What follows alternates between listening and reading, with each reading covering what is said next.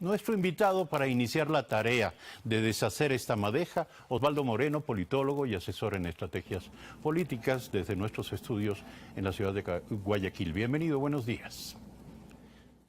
Buenos días, un gran saludo a todas las personas que nos miran y nos escuchan. A la orden. Muy amable. Comencemos precisamente por el objeto de la filtración de este audio. En su opinión, ¿cuál se presume que sea el objetivo político y de quién? Bueno, es un poco difícil desde mi perspectiva determinar lo que le corresponderá a la justicia, pero lo que sí le puedo manifestar, y creo que todo el país está en ascuas por eso, es la crisis institucional gravísima que esto podría generar.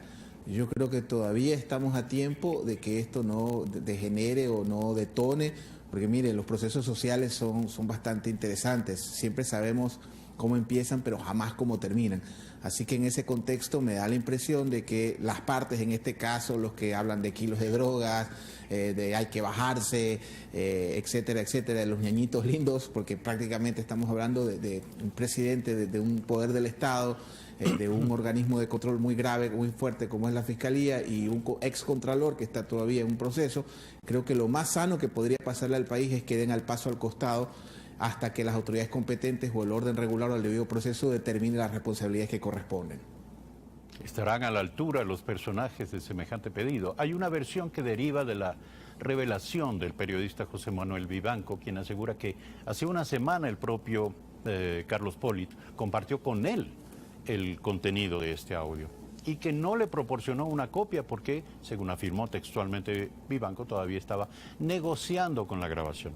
Nuevamente, la pregunta es, ¿quién gana o quién pierde con la divulgación? Mire, ¿cómo no? Lo de Polit es espeluznante, ¿no? Es un tema, me recuerda un poco, bueno, obviamente con las distancias del tiempo y la forma, ¿no? A un poco el tema de Montesinos, ¿no? O no sé si Watergate en los Estados Unidos.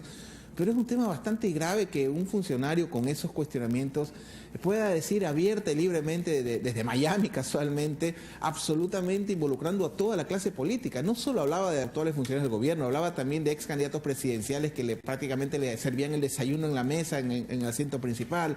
Entonces, básicamente en ese sentido, yo creo que el gran perdedor es el país. Aquí no creo que haya ganadores o perdedores. Estamos, insisto, si no tomamos, y le hablo como ciudadano, desde el punto de vista del análisis, bueno, tal vez creo que Serrano hizo lo que se hace en estos temas de crisis, ¿no?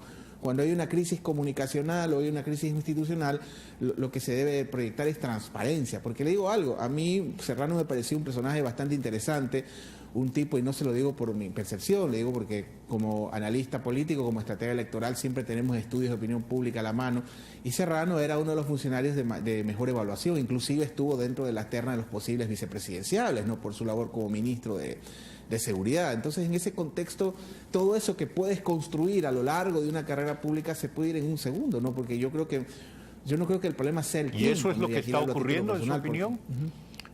¿Eso es lo que está ocurriendo en su opinión? La carrera pública del presidente Serrano está siendo afectada de manera definitiva. Yo creo que él sabe que se la está jugando en ese sentido, ¿no? La carrera pública, digamos, es como la reputación en todos los ámbitos de la vida, no todo lo público, en lo privado. Una acción de un segundo puede terminar con una vida de servicio. Y en ese contexto, insisto, no tengo nada contra el presidente Serrano, todo lo contrario, me parecía uno de los mejores cuadros que tenía el correísmo, sobre todo por su labor con la seguridad. Hay que reconocer que el hombre fue una de las personas que más droga incautó en el hemisferio, y eso lo decían los gringos, no nosotros. Usted sabe que los gringos no regalan ni agua, pero en ese sentido me parece que hay que dar el paso al costado, no solo el presidente Serrano, sino también el fiscal general de la Nación y todas las autoridades de control que estén involucradas, porque esta crisis institucional puede ser de proporciones incalculables contra el país si no se toman medidas correctivas a tiempo. Yo creo que todavía estamos a tiempo, como usted lo decía, para tomar una decisión a la altura de las circunstancias y entender que el país y sus instituciones están primero que el pellejo de las personas.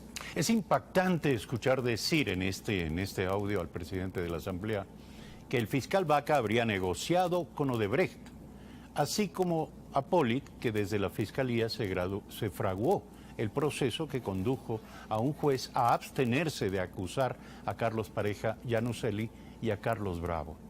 ¿Qué demanda esto a la justicia? ¿Qué requerimientos plantea? Bueno, no le voy a hablar desde el ámbito del derecho porque no soy jurista, pero sí le puedo decir que todo este tipo de situaciones lo que siempre buscan, le hablo al menos desde la ciudadana, desde la percepción ciudadana, es transparencia. Yo creo que el país necesita un baño de verdad, necesita transparentar todo lo que haya sucedido. Así como, y se lo digo, y a veces se me critica mucho en algunos medios de opinión, así como creo que el correísmo nos legó cosas extraordinarias, también creo que nos dejó cosas nefastas. Y una de las cosas nefastas que estamos viviendo en este momento es esta pelea de todos contra todos, es una lucha en el lodo, digamos, donde hay una incalculables consecuencias de lo que puede suceder en el institucional, y en ese sentido es necesario que se transparente y que sepa el país exactamente qué es lo que sucedía, qué decía el informe, por qué había que bajarlo al 1, por qué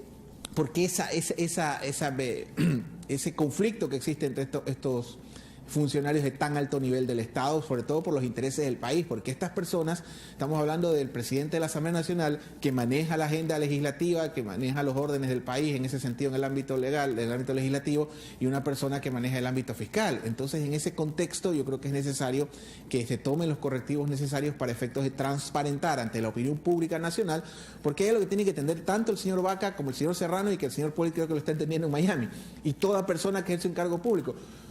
Cuando una persona está desde el ejercicio público, su vida ya no le pertenece, está sujeto al escrutinio de todos los ciudadanos del país. Ahora, en su rueda de prensa, el presidente de la Asamblea, José Serrano, destacó que él hizo posible el juicio a Carlos Polit y que además votó a favor de su censura. Por lo tanto, niega el pretendido acuerdo con el excontralor del que le acusa el fiscal Vaca. ¿Usted le da crédito a esto? Bueno, en todo caso, al menos la relación que muestra ese audio es bastante coloquial, ¿no? Hay bastante, digamos, calidez. Bueno, yo creo que Polit habla como hablaría cualquier guayaco, ¿no? No sé si usted es de la costa, me da la impresión de que sí, pero Polit, digamos que habla muy coloquialmente en esa conversación y se nota que hay un vínculo de amistad bastante fuerte, ¿no? Es decir, no parece haber un resentimiento precisamente por el voto a favor de su censura. ¿Qué fue, hermano lindo? No parece haber un resentimiento, ¿no? Sí, se ve una relación bastante cercana, pero en todo caso, insisto, son las autoridades las que tienen que determinar, transparentar esta situación y determinar el momento. Pero yo creo que más allá del momento, insisto, yo creo que lo de fondo, más que lo de forma, porque esa ya es una parte jurídica, lo de fondo es el país. Hay que priorizar al país y a sus instituciones. Y para que esto, y se lo voy a decir las veces que sea necesario, para que esto no degenere en una crisis institucional de terribles consecuencias, señor presidente Moreno, se lo digo con todo respeto, yo creo que es necesario que tanto el presidente de la Asamblea como el fiscal general de la Nación den el paso al costado, porque es una cosa de locos. El presidente de la Asamblea tiene una disputa con el fiscal general de la Nación, que tiene otra disputa con con la fiscal subrogante. Entonces, en ese sentido, es una guerra de todos contra todos, quién juzga a quién y cómo lo juzga. Entonces, es un tema bastante de, tal vez ya no estamos en la época de los cenicerazos, no estamos en la época de los puñetes y de los circos, ya no estamos en la época de los ven para mearte de los congresos, pero estamos en una época quizás peor, en la cual se juegan la suerte de las instituciones. Bueno, pero podríamos ir haciendo una evaluación de daños. Al respecto le quiero preguntar, ¿cuál cree usted que es el daño que esto produce a la imagen del gobierno del presidente Lenín Moreno? Bueno, yo que quisiera, porque yo creo que en la buena fe de las personas no se diga a las instituciones porque las manejan personas. No han pasado menos de 24 horas, el presidente ya se manifestó vía Twitter. Habrá que esperar obviamente porque también hay algo que hay que entender. Existe el debido proceso. Todas las manifestaciones que le hago a título personal y las recomendaciones que le hago tanto al fiscal como al presidente de la Asamblea son de ámbito moral. Ya dependerá de la decisión que ellos tomen. Pero ya en el ámbito seguramente formal esperamos y estoy seguro porque el presidente una de las improntas que ha querido proyectar, o al menos es lo que en su mensaje ha dicho, es el tema de la transparencia y del combate a la corrupción.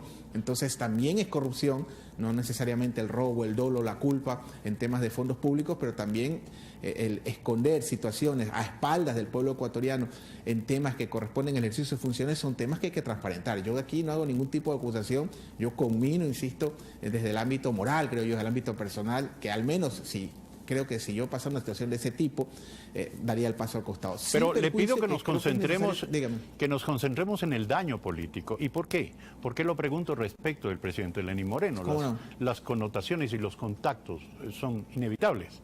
El presidente de la Asamblea, José Serrano, es parte y es uno de los líderes del movimiento Alianza País, que es el movimiento que preside el presidente de la República, comenzando por ahí. ¿Cuáles pueden ser las consecuencias desde el punto de vista de la imagen del presidente? Sí, ¿Y qué cabría esperar que el presidente, cuál cabría esperar que sea su reacción? Todos los caminos, absolutamente todos los caminos, de acuerdo a lo que usted manifieste, de acuerdo a lo que estoy tratando de manifestar, conducen a algo que ya existe. Ya tenemos una crisis institucional. En la evaluación de los daños, como usted manifiesta, hay que hacer ya un diagnóstico y un inventario. ¿Hasta dónde puede llegar esta crisis? Porque estamos hablando de dos personas que no son Juan Pérez o no son jueces de una localidad o no son funcionarios provinciales o seccionales. Estamos hablando de una persona que encabeza el poder legislativo, unos poderes del Estado. Y estamos hablando del fiscal general de la Nación y estamos hablando también del excontralor. Entonces, en ese sentido, esto definitivamente, si no toma las medidas correctivas, y ya había que preguntarle a un jurista el debido proceso, podría degenerar, insisto, en una crisis de consecuencias impensables, ¿no? Ahora, hay otros que podrían pensar que pueden beneficiarse y pescar a río revuelto.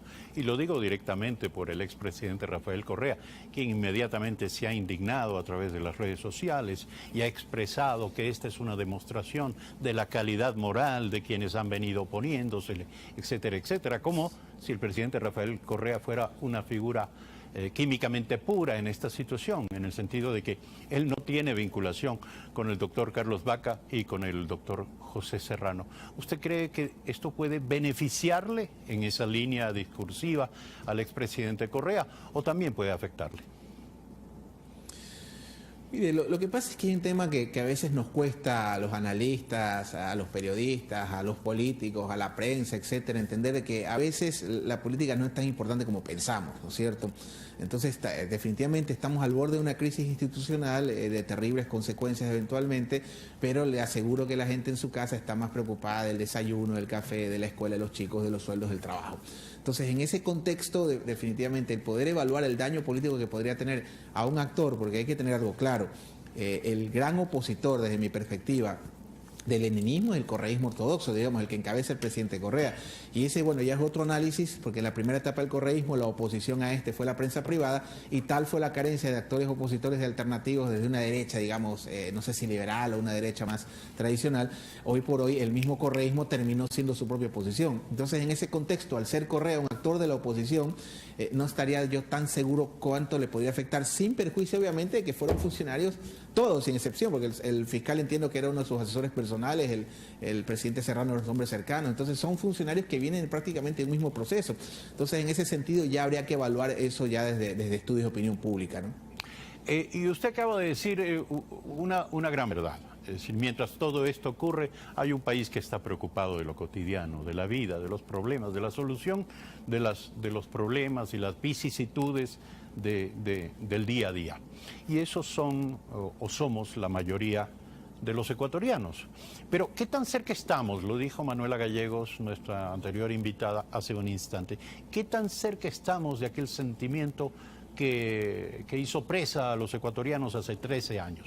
Que se vayan todos. Esa sensación de que nada sirve, no existe salvación, no hay esperanza. Bueno, ese es un extremo, por eso le comentaba, los procesos sociales sabemos cómo empiezan, pero nunca cómo terminan. Ese podría ser uno de los extremos, ¿no? Porque básicamente este tipo de situaciones, cuando estudiamos a la ciudadanía o estudiamos a los electores, no solo, porque no es un tema que hemos inventado en el Ecuador, si usted hace un estudio, al menos desde México a la República Argentina, que es donde tengo algo de experiencia, básicamente lo que existe o lo que es un unísono es el tema del rechazo hacia la política. Y cuando uno investiga un poco más allá, porque uno creo que los grandes defectos que tenemos en la opinión pública es que analizamos con mucha alegría y con mucha soltura los efectos sin estudiar las causas. Y uno de los grandes problemas de ese rechazo a la política es precisamente este tipo de situaciones. Argentina el corralito, Ecuador en su momento el feriado bancario, en Colombia el tema de los paramilitares, etcétera, etcétera, en México el narcotráfico. Entonces siempre hay una situación que hace que la ciudadanía termine rechazando la política y tome dos tipos de posturas. La una, que es el tipo de indiferencia absoluta, y la otra que es el rechazo, que a la larga terminan siendo igual de negativas y hace que la gente no participe, que la gente sea indiferente y al final del camino, cuando implosionan este tipo de situaciones, generan, bueno, situaciones que ya hemos vivido en algunos momentos tristes de nuestra historia. Entonces, al final del camino, eso que nos, digamos, esa estabilidad que nos negó el correísmo, un precio muy alto, porque con Correa se da un fenómeno bastante curioso, tal vez el cuento del rey de ruedo de gente mala, o como decía Perón, a Perón alguna vez le preguntaban, general, ¿hay gente mala en el gobierno? Y él respondía es que los buenos son muy pocos. Entonces ya no estamos en la época de Perón y creo que es momento que el presidente Moreno tome una actitud conducente, obviamente siempre en todo el derecho, para efectos de evitar una crisis institucional de impensables consecuencias. Osvaldo Moreno, politólogo, asesor en comunicación estratégica, gracias por aceptar este diálogo en la ciudad de Guayaquil.